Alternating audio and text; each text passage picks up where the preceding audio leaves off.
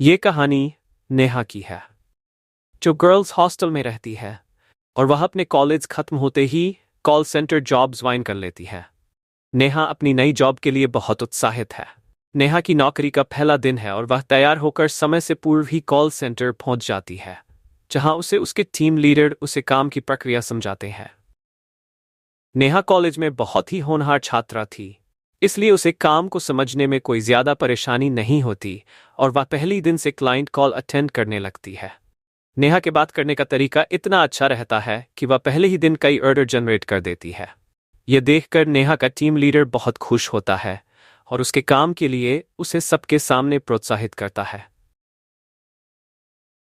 नेहा खुश हो जाती है और कई दिन होने के बाद अब नेहा को भी यह काम अच्छा लगने लगता है। नेहा अपने काम से इतना प्यार करने लगती है कि उसे कई बार अपनी टाइमिंग का भी पता नहीं चलता। कई दिन ऐसे ही चलते रहते हैं। एक दिन नेहा का टीम लीडर उसे नाइट शिफ्ट करने के लिए कहता है, लेकिन नेहा रात में काम करने को मना कर देती है। दरअसल कॉल सेंटर की रात को काम करने वाले स्टाफ में कमी आ जाती है, जिसकी वजह से नेहा को अप्रोच किया जाता है। काम की मजबूरी के चलते नेहा हाँ कर देती है और अगली रात 8 बजे से नेहा कॉल सेंटर पहुंच जाती है। नेहा जैसे ही अपना हेडफोन लगाती है, लेकिन वह इस कॉल को नजरअंदाज कर देती है। उसे लगता है ये जरूर किसी की शरारत होगी और वह रात की शिफ्ट खत्म करके सुबह अपने हॉस्टल पहुंचती है। हॉस्टल में नेहा खाना खाते वक्त टीवी देख रही होती है। तभी उसे खबर मिलती है कि उसके टीम लीडर की कार एक्सीडेंट में मौत हो गई है और ये देखते ही नेहा अपना खाना छोड़कर अपने कॉल सेंटर भागती है। वहां उसे पता चलता है कि उसके टीम लीडर नाइट शिफ्ट खत्म करके अपने घर जा रहे थे और रास्ते में ही एक ट्रक से उनका एक्सीडेंट हो गया और उनकी मौत हो गई। लेकिन नेहा इसलिए ज्यादा परेशान थी क्योंकि रात को जो कॉल आया था उसमें यही मैसेज था कि सुबह तुम्हारे टीम लीडर की कार एक्सीडेंट से मृत्यु हो जाएगी, और वह कॉल हकीकत में बदल चुका था, जिससे नेहा बहुत परेशान थी। वह सभी को यह बात बताना चाहती थी, लेकिन उसे अच्छे से पता है कि कोई उसकी बात का यकीन नहीं करेगा।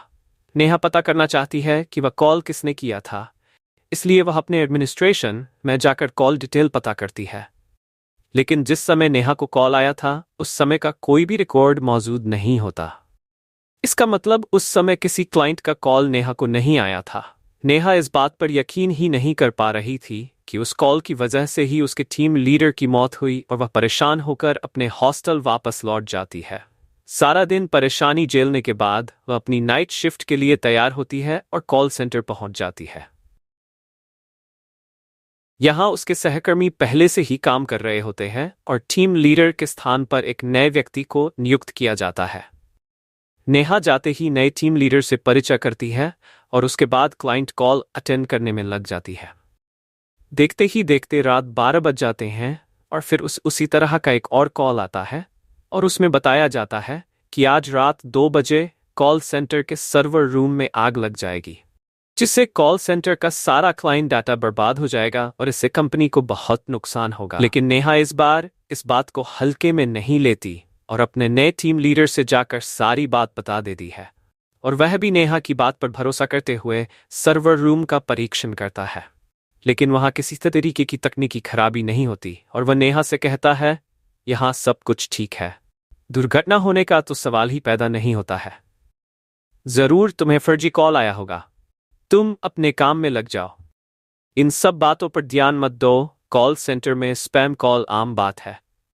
और नेहा वापस कॉल अटेंड करने में लग जाती है। कुछ समय बाद जैसे ही 2 बजते हैं, सर्वर रूम में एक छोटा सा धमाका होता है और काम कर रहे सभी लोग भागते हुए वहां पहुंचते हैं और देखते ही देखते सारे कमरे में आग लग जाती है। टीम लीडर सभी से आग बुझाने को कहते हैं। तभी वहां रखे हुए पानी के कंटेनर से सभी आग बुझाने में कामयाब हो जाते हैं। लेकिन सर्वर रूम जलकर खाक हो चुका था और अब वहां कोई बैकअप नहीं किया जा सकता था। मतलब जो कॉल आया था वह पूरी तरह सच साबित हो चुका था और यह बात केवल नेहा और उसका टीम लीडर ही जानते थे। नेहा का टीम लीडर उसे अपने चैम्बर में बुलाता है और नेहा से पूछता है, तुम्हें ऐसे कॉल कब से आ रहे हैं? नेहा कहती है, जिस दिन से मेरे काम की शिफ्ट चेंज हुई उसी रात 12 बजे पहला कॉल आया था, लेकिन मैंने उसे ज्यादा महत्व नहीं दिया था और जब उस कॉल में बताई गई बात सच हो गई तो मैं दूसरी कॉल आते ही आपके पास आई और ये घटना भी सच हो गई। टीम लीडर नेहा के साथ मिलकर योजना बनाता है और अगली रात 12 बजे के कॉल के लिए दोनों तैयार होते हैं, जिसमें एक ही कॉल को सुनने के लिए दोनों अलग अलग हेडफोन कनेक्ट करते हैं। तभी 12 बजते ही कॉल आता है और नेहा कॉल रिसीव करती है और साथ ही अपने टीम लीडर को भी इशारा करती है ताकि वह भी कॉल में बताई जा रही बातें सुन सके और दोनों हेडफोन लगा लेते हैं। नेहा की हेडफोन में आवाज आती है कि आज कॉल सेंटर के चौकीदार की मौत करंट लगने से होगी और तभी नेहा डर वजह से हेडफोन निकाल देती है और टीम लीडर के चेंबर में भागते हुए जाती है और कहती है, सर सुना आपने, आज हमारे कॉल सेंटर के चौकीदार की मौत होने वाली है। लेकिन ताज्जुब की बात तो यह है कि टीम लीडर को कोई आवाज नहीं सुनाई दी थी और उसके हिसाब से नेहा को भी कोई कॉल नहीं आया था, क्योंकि ट्रैकिंग डिवाइस में किसी कॉल की पुष्टि नहीं हो रही थी। लेकिन टीम लीडर नेहा की बात पर यकीन करने लगा था और इसलिए वह नेहा की बात मान लेता है और तभी वह कॉल सेंटर के सिक्योरिटी स्टाफ को बुलाता है और उसे पता चलता है कि एक बहुत ही पुराने कर्मचारी हैं जो आज ड्यूटी पर नहीं आए। शायद उनकी तबीयत कुछ ठीक नहीं है। टीम लीडर आए हुए सुरक्षा कर्मियों को केवल आज की रात इलेक्ट्रॉनिक सेटअप से दूर रहने का ऑर्डर देता है ताकि कोई करंट से न मारा जाए। सारी रात गुजर जाती है, नेहा की जान में जान आती है और वह टीम लीडर से कहती है, सर हमने अपने सुरक्षा कर्मियों को बचा लिया। लेकिन तभी टीम लीडर के मोबाइल मैसेज जाता है, आज रात को वह सुरक्षाकर्मी करंट लगने से मर गया जिसने छुट्टी ले रखी थी। टीम लीडर परेशान हो जाता है और नेहा से कहता है, हमें इन हत्याओं का कारण जानना होगा क्योंकि हमारे कॉल सेंटर में लगातार ये हादसे हो रहे हैं और सिर्फ तुम्हें ही इसकी जानकारी क्यों मिल रही है। तभी दोनों कॉल सेंटर का इतिहास जानने की कोशिश करते हैं और पुराने कर्मचारियों से संपर्क बनाते हैं। उन्हें एक पुरानी कर्मचारी महिला मिलती है जो लगभग 12 साल पहले वहां काम कर रही थी, लेकिन उसके साथ कुछ पुरुष कर्मचारियों द्वारा गलत बर्ताव किया जाता था, इसलिए मजबूरी में उसे अपना काम छोड़ना पड़ा और उसकी सहेली जिसका नाम भी नेहा था, उसके साथ तो बहुत ही गलत हुआ था, जिस सदमे से उसने उसी कॉल सेंटर में फांसी लगा ली थी और कुछ समय के लिए वह कॉल सेंटर बंद रखा गया था।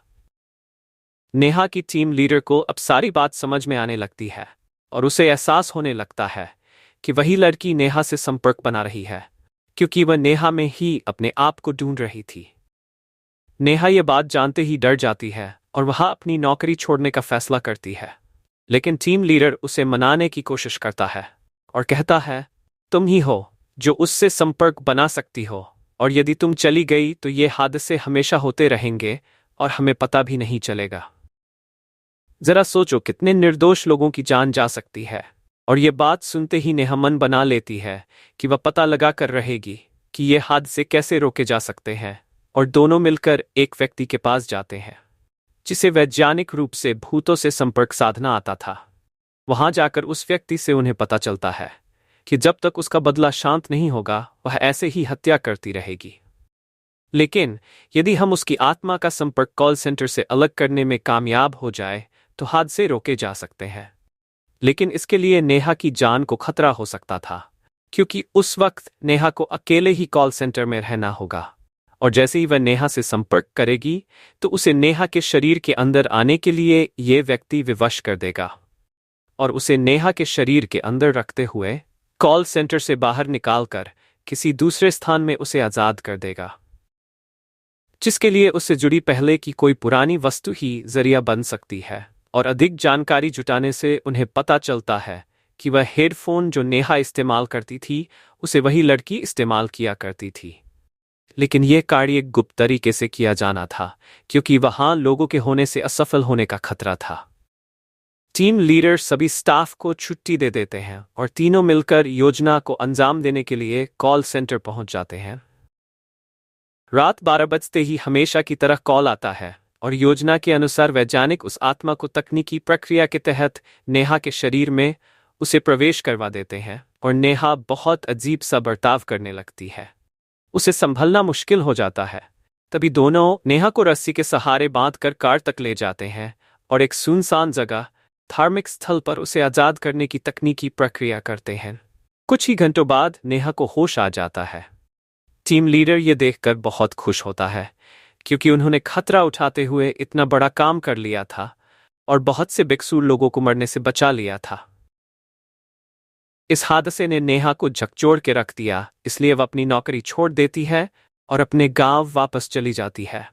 इस घटना के बाद कुछ दिनों के लिए कॉल सेंटर में नाइट शिफ्ट बंद कर दी जाती है। इस घटना के कुछ दिन बीते ही थे, अचानक 12 बजे फिर कॉल सेंटर में कॉल आता है, जबकि सारा सिस्टम बंद किया जा चुका था। लेकिन फोन की घंटी बजती रहती है और कहानी खत्म हो जाती है।